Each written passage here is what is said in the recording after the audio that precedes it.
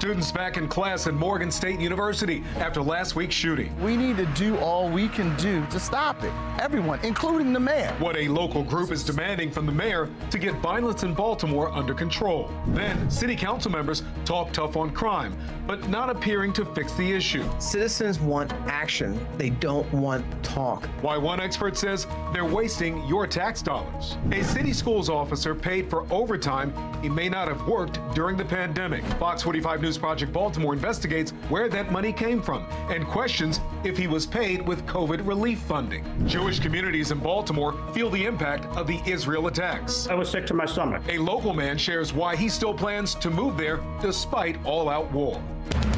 Live from WBFF in Baltimore, this is Fox 45 News at 10.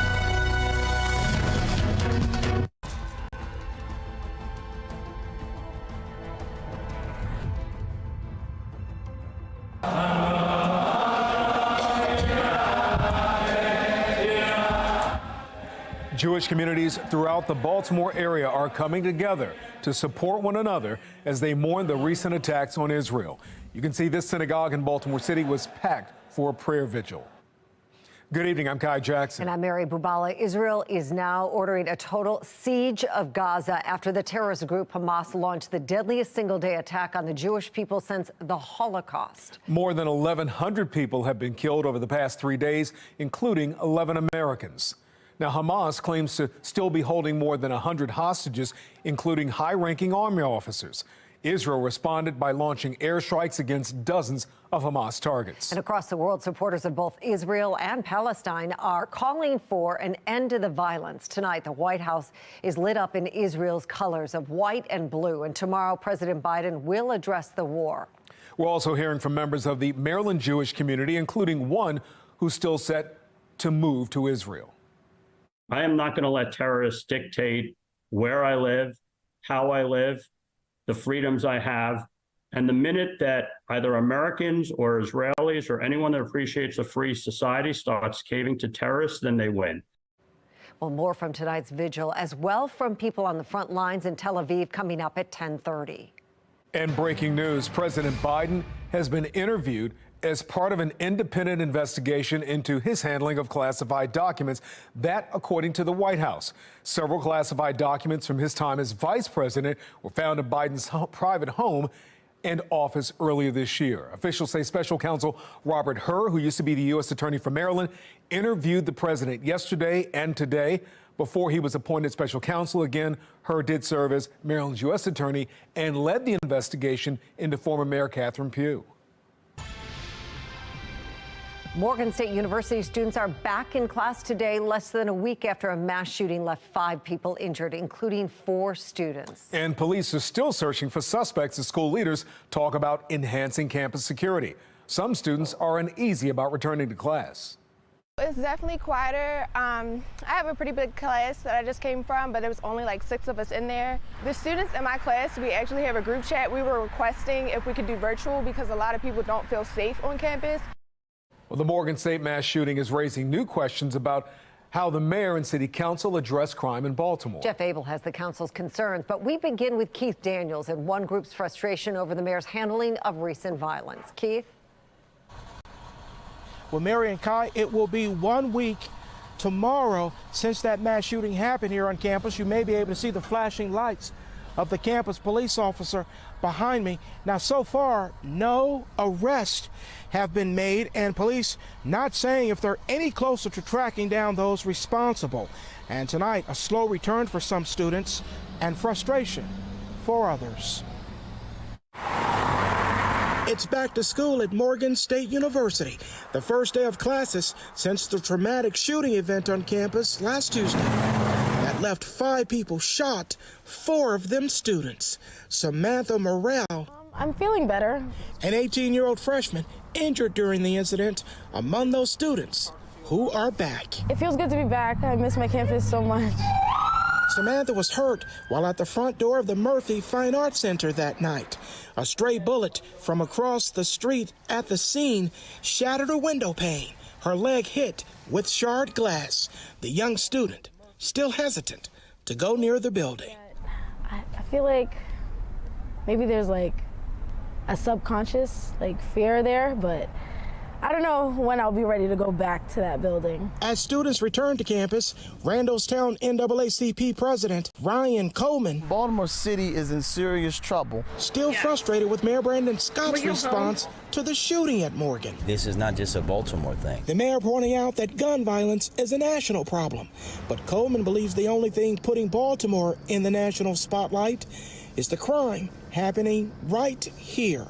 The shooting at Morgan, for example, coming on the heels of a murdered 15-year-old boy, a Baltimore Tech CEO, and off-duty Howard County Sheriff's deputy. I was hoping to hear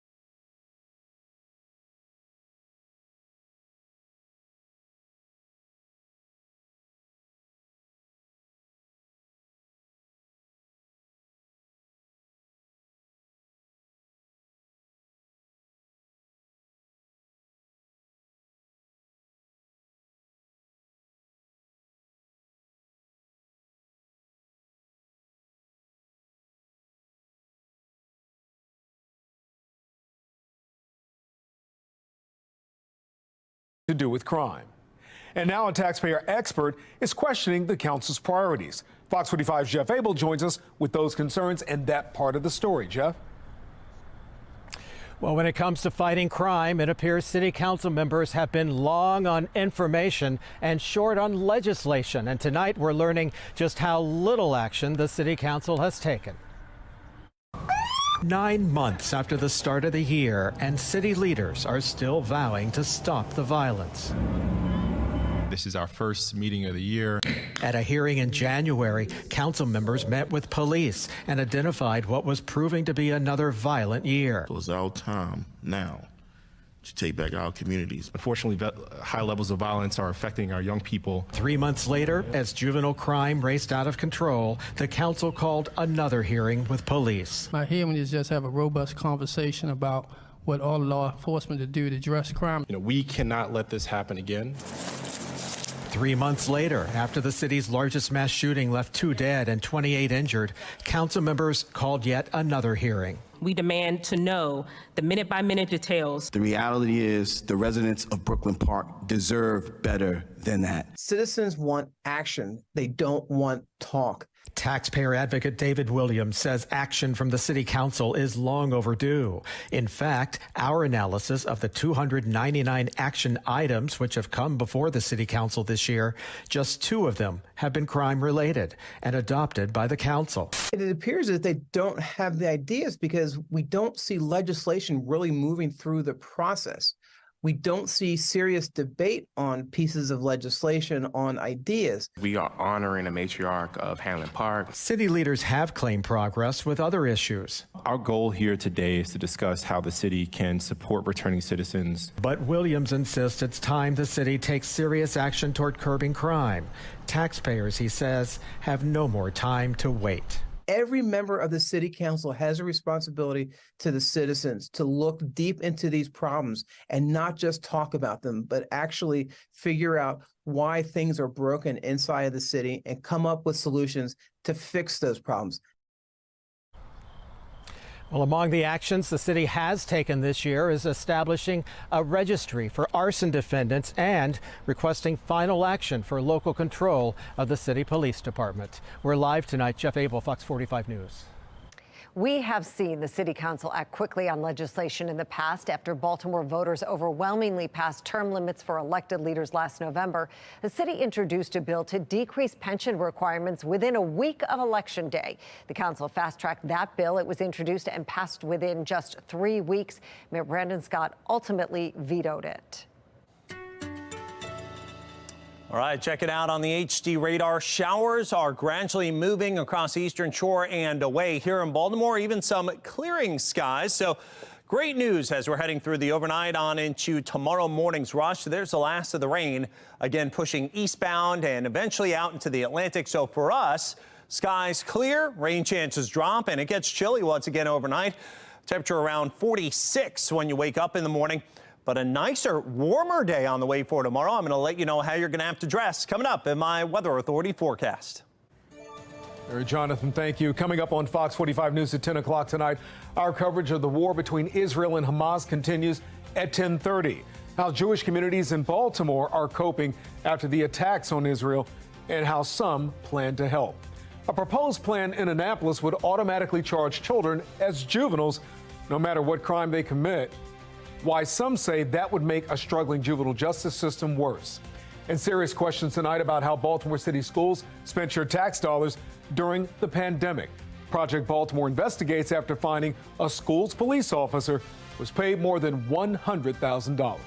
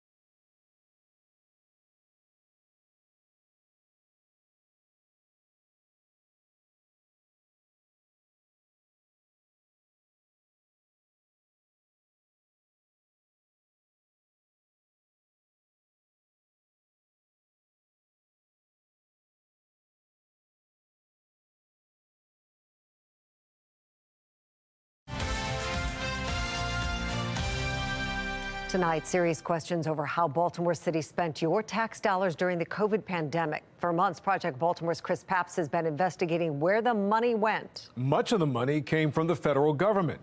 Now, Project Baltimore has learned one city school's police officer was paid more than $100,000 of it. 20 West Baltimore Street, the Lord Baltimore Hotel. For nearly 100 years, this elegant hotel has played host to Baltimore's guests. But starting in May of 2020, it served a different function. We think this is such an important resource for individuals who can't safely isolate. That month, this hotel was transformed into temporary housing for people who tested positive for COVID-19. The project was initially funded as part of the CARES Act, federal coronavirus relief money, $100 million worth that came to the city of Baltimore. For nearly 2 years, the Lord Baltimore Hotel housed COVID patients. This includes individuals who live in multi-generational households, members of the immigrant community, people experiencing homelessness. But a Project Baltimore investigation is raising serious concerns over how some of the COVID relief money was spent. Project Baltimore, for months, has been investigating the Baltimore City Schools Police Department, including overtime hours paid to City Schools officer and Dunbar head football coach Lawrence Smith. Through a public records request, Project Baltimore obtained Smith's overtime records and found between May of 2020 and August 2021, Smith submitted 331 overtime forms, totaling more than 2,000 overtime hours at the Lord Baltimore Hotel COVID site. At his then pay rate of about $32 an hour, at time and a half, that totals around $105,000. But was Smith actually at the hotel working all those hours? Remember this live Facebook video from August 6th, 2021? We first showed you in January, Smith can be seen driving a boat on the Chesapeake Bay that day at 6:24 p.m. The same exact time as overtime forms say he was working at the Lord Baltimore Hotel from 4 to midnight. We found other examples where Smith's overtime forms say he was working the COVID-19 test site Lord Baltimore, but his own Facebook posts show he was conducting virtual football meetings at the same time. Hey, Coach, do you think you should say something, though, to your players? Last month, Smith was indicted by the U.S. Department of Justice, accused of 15 felonies related to fraudulently obtaining more than $215,000 in overtime and tax evasion. If convicted, he faces decades in prison. You want to say something to your players, Coach? In the indictment, the DOJ states that Smith received overtime pay for hours he had not worked, which included COVID testing sites and the Lord Baltimore Hotel. The indictment explains that instead of working, Smith was doing things like socializing or coaching football. If Smith submitted overtime forms at the Lord Baltimore Hotel for 2,136 hours of overtime between May of 2020 and August of 2021, that would mean he worked 4.5 hours of overtime per day, every day, for 16 straight months. That certainly seems like a lot, but apparently it wasn't enough to raise concerns in Baltimore City schools because the district kept approving and paying this overtime. And remember, at the Lord Baltimore Hotel, Smith earned around $105,000. The question now becomes, was he the only one? To find out, Project Baltimore filed a public records request with city schools. We asked how much overtime city schools police officers were paid for working at the Lord Baltimore Hotel during COVID. We also asked for those officers' names. We know the school system paid those officers for the overtime, and the city was supposed to use the federal relief funds to reimburse the district. So we asked for the total amount submitted to Baltimore City for reimbursement. We filed that request this past July and did not receive a response until late September. And city schools did not give us any of the records we asked for, claiming it's still evaluating the impact of the ongoing investigations, including Lawrence Smith. While city schools did not give us what we asked for in our public records request, we did get some information about how the city spent COVID relief money, which may point to a much larger problem about how your tax dollars were spent during the pandemic. This part of the story you're going to want to see. It's coming up Wednesday on Fox 45 News at 10. I'm Chris Pabst, and this is Project Baltimore. Coming up, the Orioles are facing elimination if they don't win and looking for a Lone Star statement tomorrow. Rocco DeSangro in Arlington, Texas, with the preview as the ALDS shifts to Texas. And for now, the rain is moving out and some chill moving in overnight. Temperatures probably settling down well into the 40s by the time you wake up tomorrow morning. So a little bit of a challenge figuring out how to dress. By tomorrow afternoon, we'll probably be near 70. So let's start with a jacket. Get those sunglasses out for all day. And by the afternoon, you shed the jacket, you go to the short sleeves. I'm going to let you know how long we stay dry, though. Some rain could be on the way again. My Weather Authority forecast. Make that a winter jacket if we're in the 40s. And a live look at the Inner Harbor as we head to break. Camden Yards lit up in orange as those fans hoping for a win in Texas tomorrow. We'll be right back.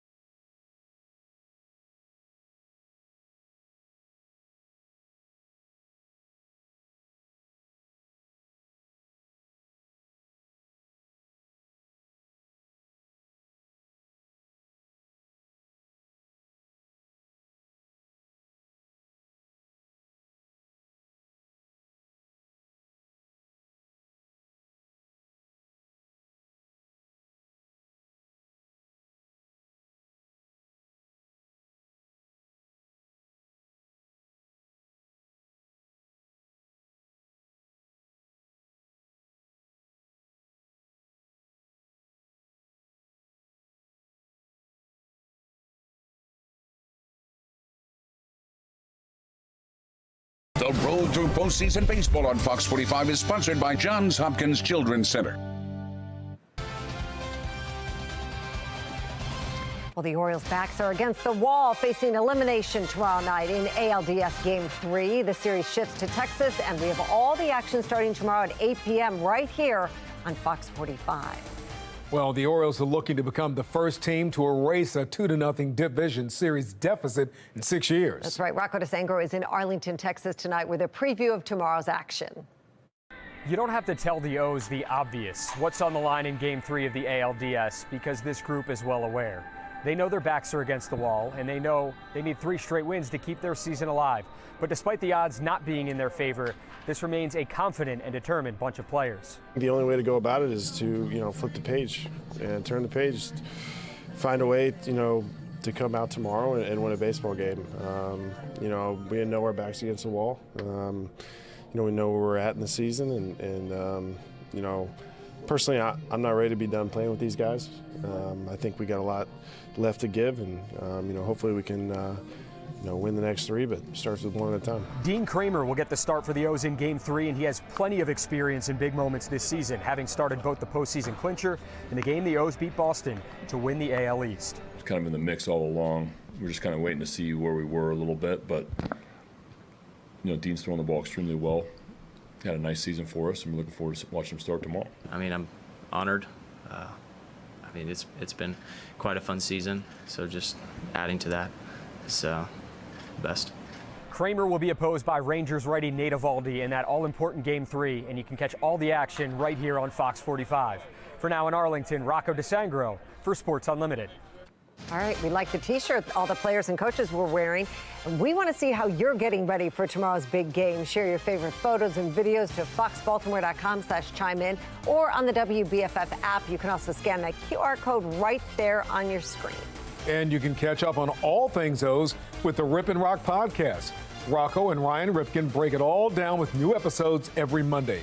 You can stream them anywhere you get your podcasts. And Fox 45 is your exclusive home for the 2023 World Series. The Fall Classic begins Friday, October 27th. You can catch all the action right here on Fox 45.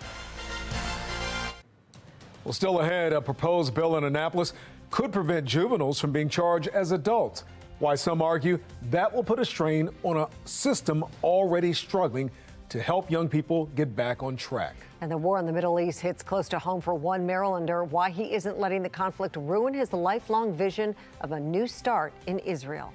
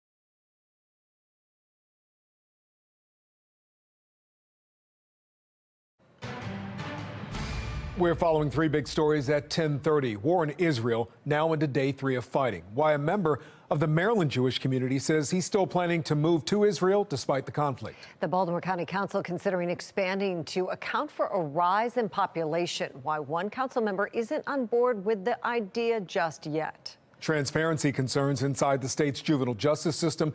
Critics say a new bill could put more strain on the Department of Juvenile Services. We begin with that new plan to automatically charge kids as juveniles. Fox 45's Mackenzie Frost takes us through some of the pushback. Right now, kids can start in the adult criminal justice system depending on the crime, but that would change if a plan that's been backed by Senator Joe Carter in previous years becomes law. And critics argue the juvenile system is less than transparent and is already stressed with the number of kids it's handling. The juvenile justice system filled with layers of protection, keeping information about a young offender's past out of the public's view. In Annapolis, a bill backed by Senator Joe Carter, a Democrat from Baltimore City, would automatically start anyone under 18 in the juvenile system, regardless of the crime. We don't believe they fully understand the consequences of their actions. In a bill hearing in February, Carter argues kids' brains aren't fully developed and a prosecutor can ask for the case to be moved to the adult system if necessary. Right now, the opposite is true. A case can be moved to the juvenile system after starting in the adult court system. The burden should not be placed on children to convince a court, I'm a child. That is a ridiculous and unfair burden. Is nothing but a one-size-fits-all that isn't going to help the community. Community activist Europe C. Morgan argues once a kid goes into the juvenile system, information goes dark. And having a blanket law starting a young person in a system already under scrutiny won't help. And the lack of transparency makes it even harder to make it work. Discharging a firearm, 8:15 heard in court, people shooting and fighting at the location. Anonymous caller.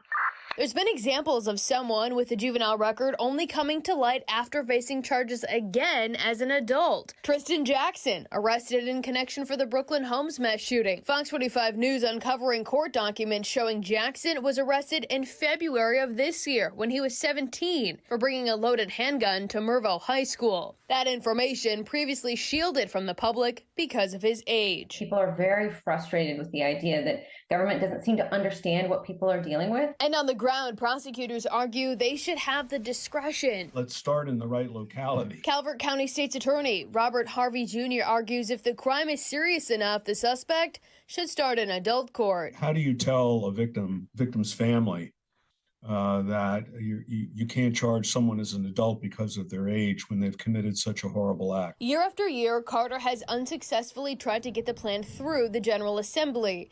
It was also introduced in the House in 2021, each time dying in committee. House Speaker Adrian Jones tells Fox 45 News the juvenile justice system already stressed and struggling to provide adequate services for young offenders.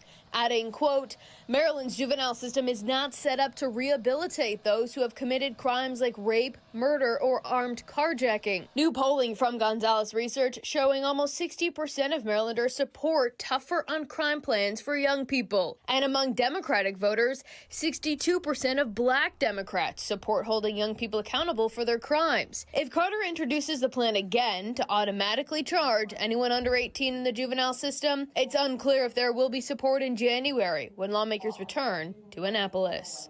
Without support from House Speaker Jones, any similar plan introduced again this next year would likely have the same unsuccessful results. In Baltimore, Mackenzie Frost, Fox 45 News. Fox 45 News has heard from more than a dozen states' attorneys across Maryland who represent roughly 5.4 million people. That's about 87% of the state's population. Those prosecutors say their hands are tied.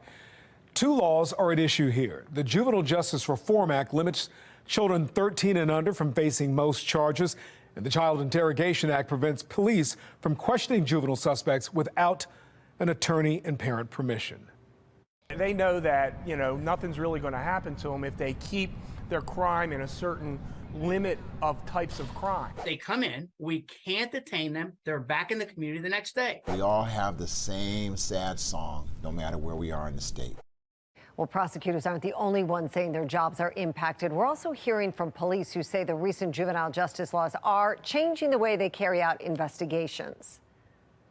Juveniles have certain rights that are different than adults. We have to make sure their parents are there. The way it's changed is that there's just more things we have to complete before we can even start our investigation.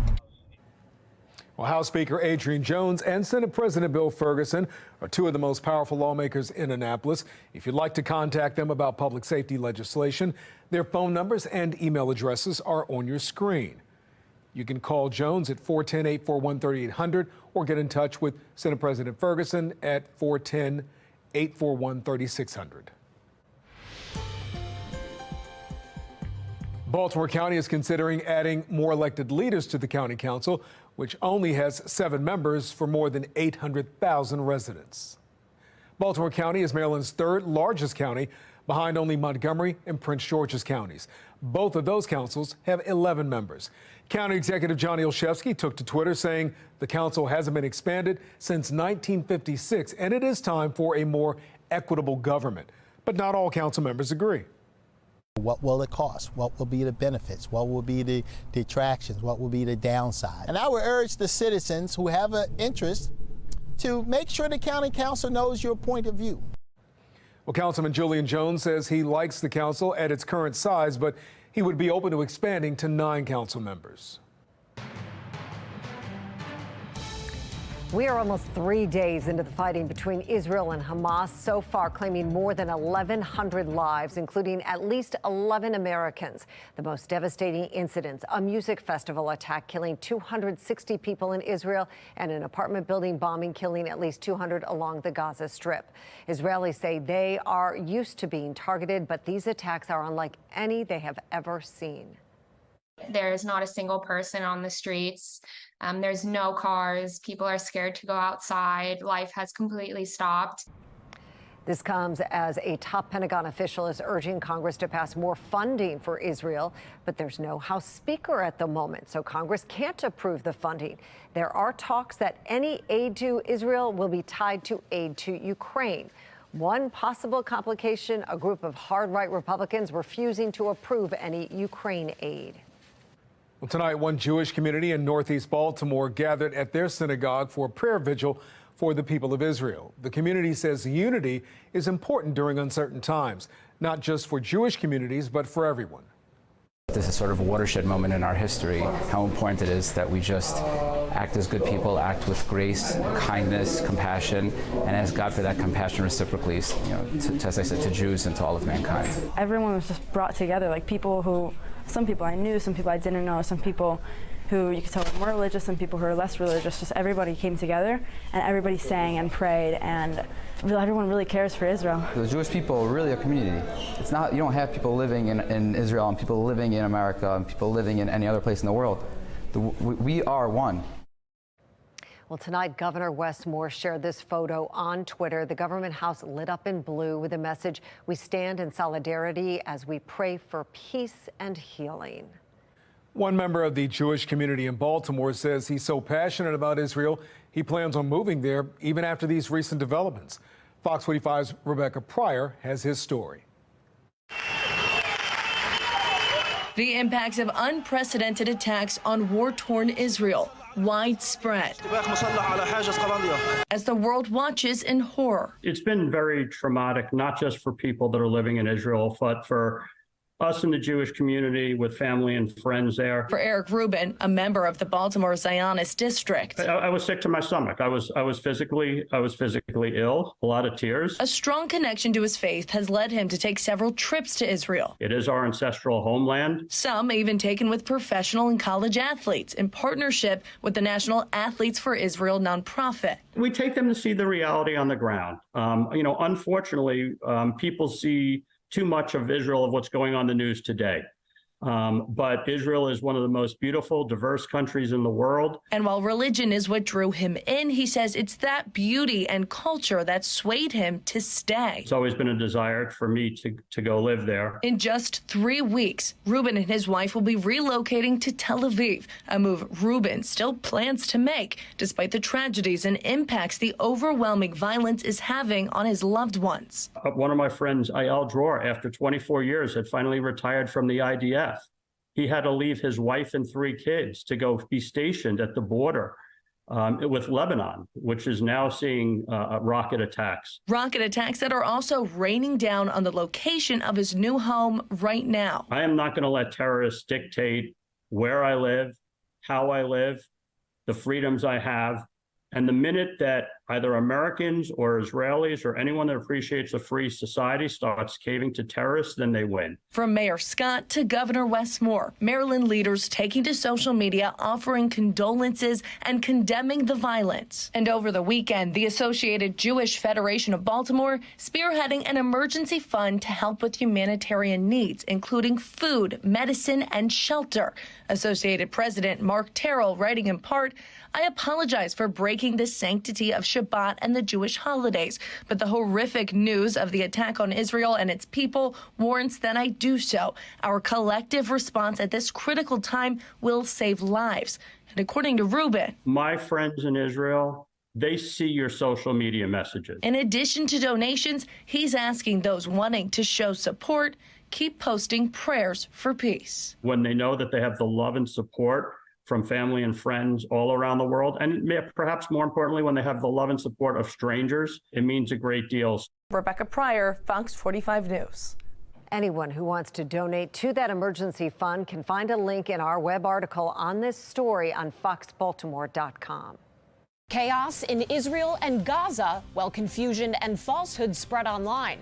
I'm Atrell Nashar with why one platform in particular is under heightened scrutiny for rampant misinformation.